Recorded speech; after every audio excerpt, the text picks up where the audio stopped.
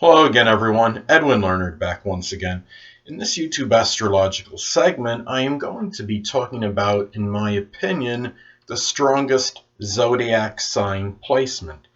And anyway, the first thing I want to get at is, well, I'm not going to do what John Paulo de Coco did in one of his videos entitled, quote, the most hated zodiac sign placement, Moon in Scorpio, end quote, because in that video, you're revealing the answer in the video, and I think when you do that, it takes the mystique, the mystery, and the suspense out of the answer. So really, there's really no point watching the video if it's in the title, but that's just my own opinion. But anyway, well, first thing I want to talk about, let's talk about some very dominant placements in astrology in a natal chart. Now, the moon in Cancer, this of course is very strong because the moon is in its dignity, and it's one of the three major, the moon is one of the three major proponents in one's natal chart. In my opinion, the moon, sun, and ascendant. And people that have the moon in Cancer can strongly exhibit Cancerian traits and characteristics, and perhaps more than a lot of Cancer sun people in many instances, especially if the moon is in an angular house. And this will be even further emphasized and accentuated if the moon is in an angular house. So, and this could be, moon in Cancer, can exhibit the characteristics very strongly of Cancer, be emotional needs, of course, connected with home, family, could even be cooking, and the characteristics can be expressed very strongly. Now, another example is the sun being in Leo. Now, these characteristics and traits can be expressed very strongly given the fact that the sun is in its dignity in Leo. And even if you have a different different ascendant and moon sign, these characteristics, I believe, can really come out very strongly. And also it's about, the sun is connected with the vitality of the person, and of course with the sun being in Leo, it could give somebody very strong vitality, and these characteristics can be expressed very strongly. So those are some examples. Now, another example is the moon in Gemini. The moon in Gemini, of course, it's not in its dignity or exaltation in that sign, but however, I think when I look at the moon in Gemini, it seems like it comes out more prominently in a person's chart, more so than a lot of other placements. And I think one of the reasons is that Gemini is a very loquacious and talkative sign, and I think sometimes what it is that you have that talkative energy that a lot of times it doesn't allow those other energies to be expressed as strongly as they can be, and it stands out a little more. It doesn't throw everything to the back burner, of course, in the chart. Everything is going to be expressed to some degree, I believe, but the Gemini, moon in Gemini is expressed a little bit stronger than a lot of other placements in a natal chart, I believe. So anyway, another thing is, and keep in mind too, I did that video entitled The Mystery of the Gemini Moon, and you can look at that for more information. I elaborate on that a little bit more as far as why I believe it comes out very strongly in a person's natal chart. Now, what I think is the most, and also I want to talk about in a natal chart, also look at 29 degrees of a sign in a personal planet, ascendant, or midheaven.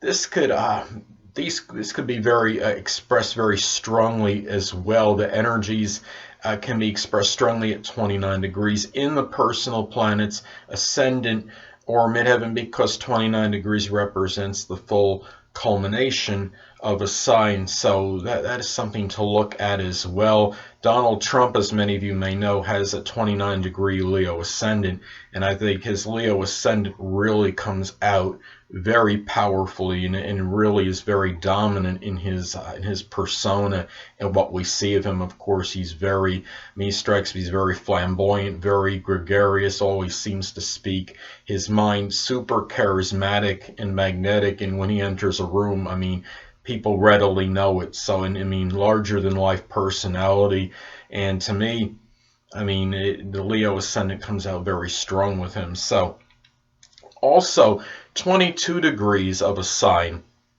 can have more emphasis and focus on it, and especially if it's a fixed sign, because 22 degrees is a critical degree, of course, for a fixed sign. So, anyway, well, what I want to get to is, I think when I look at the most, as far as the strongest zodiac sign placement, and when I say this, let me elaborate a little more because I didn't do it earlier in the video, I don't think. So this is really about, as far as what's expressed, as far as being dominant in the natal chart, in the personality, and as far as that the dominance in the expression. And I think when you look at it, my choice for this is Scorpio ascendant, because you look at this, I mean, firstly, the ascendant, I mean, at least in my opinion, is that dominant point in a natal chart. And according to Merriam-Webster.com,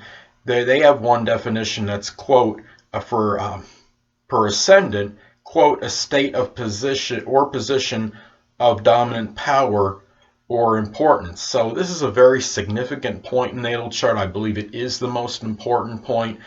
And Scorpio, I think, in my opinion, is unequivocally the strongest sign of the zodiac. So you have that strong sign coupled with the ascendant. I think, to me, I mean, for me, I see this as the strongest zodiac sign placement or position in a natal chart.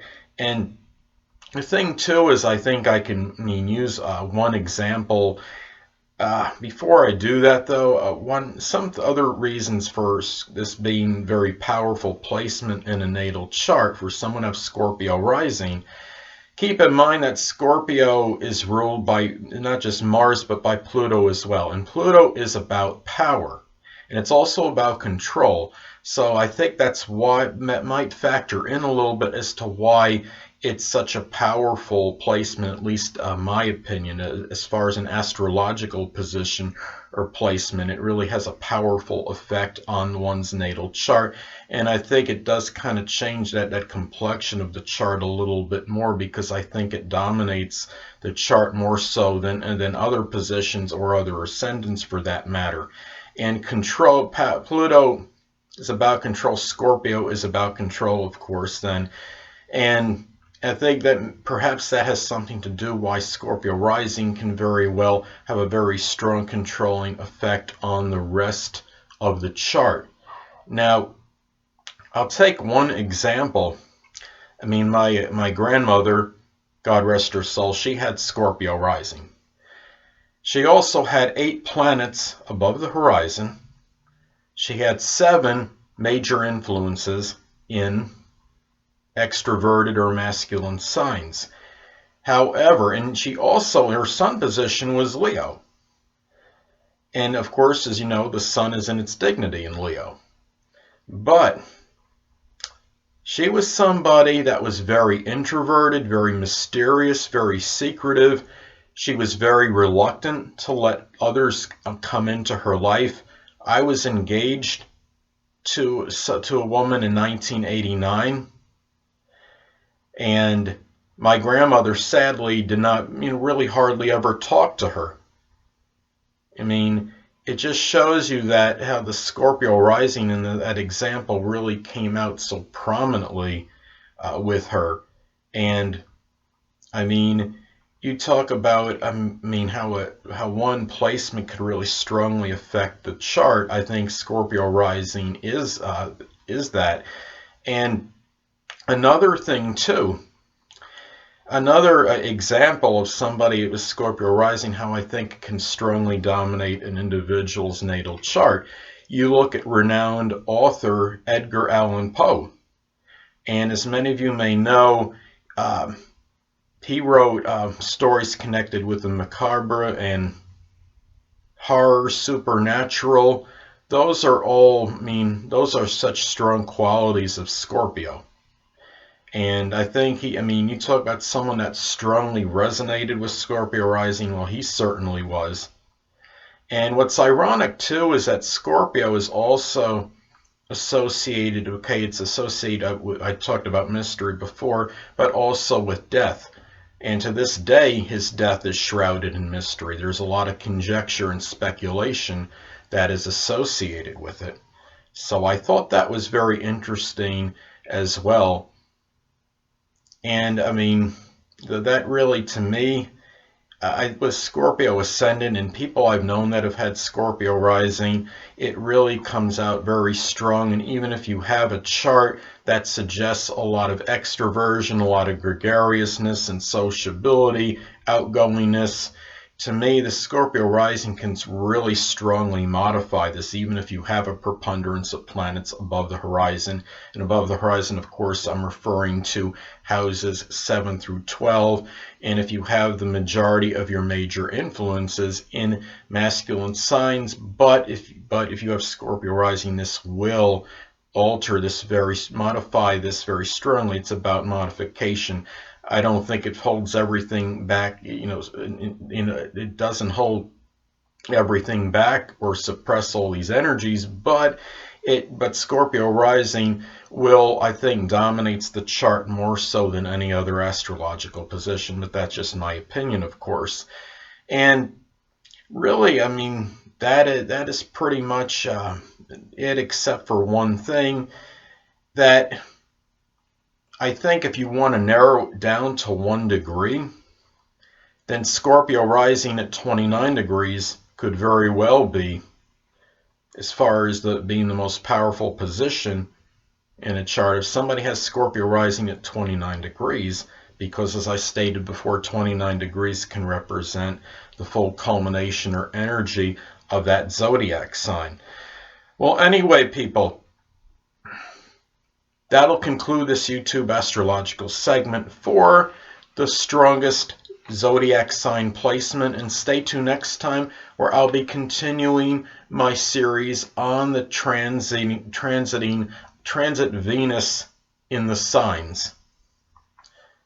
2 things I want to get with you on before I head out. Firstly, the stars may impel but do not compel. And secondly, never isolate any single astrological element, aspect, planetary placement, position, configuration, influence, or what have you, and make an analysis of a person, astrologically speaking, based on this alone, because astrologically speaking, the person is the sum of all their components in their natal chart and not just one. Until next time, people, stay well.